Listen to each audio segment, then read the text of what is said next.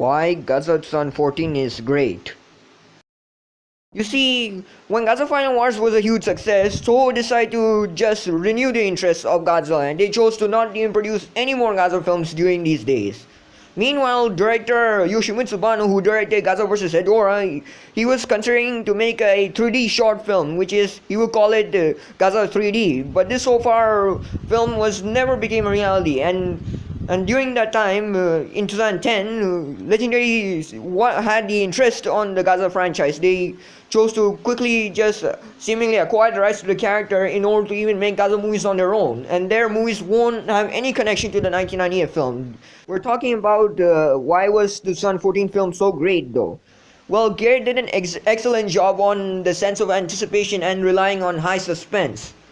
Shows how he introduces Godzilla in a modern cinema, even how he introduces Godzilla in modern times after not being seen since 2004.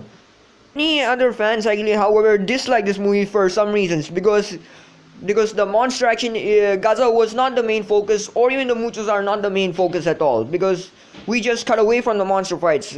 Well, Garrett actually, I can understand. Garrett is not that much of a Godzilla fan, but he seems to be more a fan of films like Jaws, Alien, and Close Encounters of the Third Kind, and he wanted to even strike the equality of both of these Steven Spielberg films in order to even into his Godzilla film, and that because he one of his favorite film directors of all is Steven Spielberg, Quentin Tarantino, and George Lucas. And many people did not like the idea of getting teased for the first time. They were like saying that, why should we get teased? We know Godzilla who he is, so why do we have to get teased? And Godzilla himself, Godzilla is not a big dumb monster who just says roar and breaks stuff.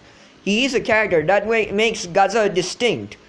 In this movie, he's portrayed more of a territorial animal, and that he considers the whole world to be his territory. And that he's trying to actually save the world against the Mutos actually because he's worried that the Mutos might take over the world.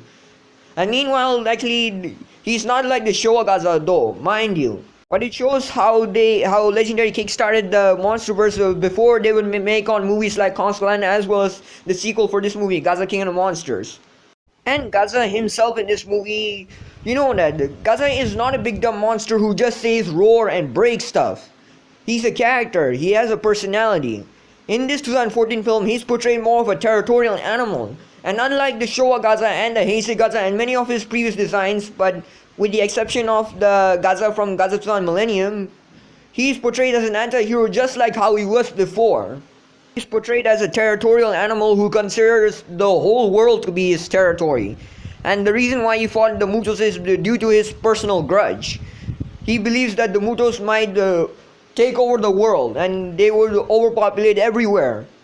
So Godzilla's main goal was to try and stop them, which makes it another example and more like another idea and a great idea to even use the anti-hero aspect.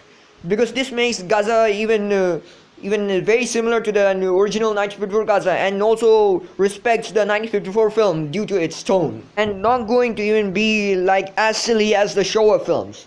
Shin Godzilla, in the other hand, has a similar tone like this film, but however, the plot in this film actually is different and it has no connection to the MonsterVerse at all. And because Shin Godzilla was just a political thriller, a film that takes place in modern day Japan where Godzilla shows up for the first time. And this is how it makes the Godzilla 2014 film the great film of the 21st century ever, since Final Wars. If you enjoyed this video, please sure to like it as well as subscribe to the channel for more content of a similar nature. Also check the description to links to my Twitter page. Thank you all and I appreciate your support.